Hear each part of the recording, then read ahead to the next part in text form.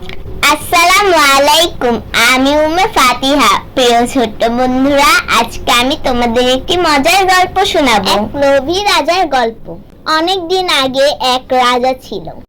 তার প্রাসাদে সোনা, রূপা, হীরা, মানিক, খাবার, পানীয় সবই ছিল।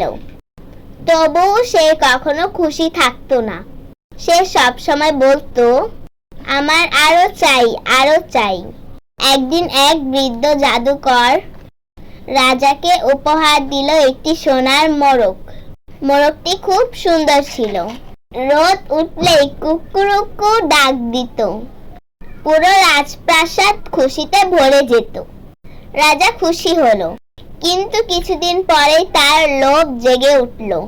সে বলল, আমার তো শুধু একটি সোনার মোড়ক, আমি চাই পুরো রাজপ্রাসাদ ভর্তি সোনার মোড়ক।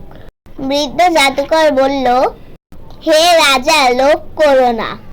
আল্লাহ যা দিয়েছেন তাতেই খুশি থাকো। কিন্তু রাজা তার কথা শুনল না। সে জাদুকরকে জোর করলো। কি আর করা। অবশেষে জাদুকর দুঃখিত মনে বলল, ঠিক আছে, তবে মনে রেখো, লোভের ফল ভালো হয় না। সে রাতেই সোনার মোড়কটা উড়ে গেল। রাজা দৌড়ে পেছন পেছন গেল, কিন্তু সে আর কখনো ফিরে আসলো না। এবার প্রাসাদে নেই সোনার মোড়ক, নেই আনন্দ।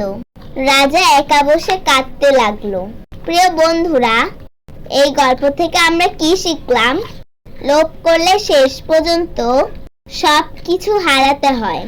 আল্লাহ আমাদেরকে যা দেন তাতেই আমাদের সন্তুষ্ট থাকা উচিত।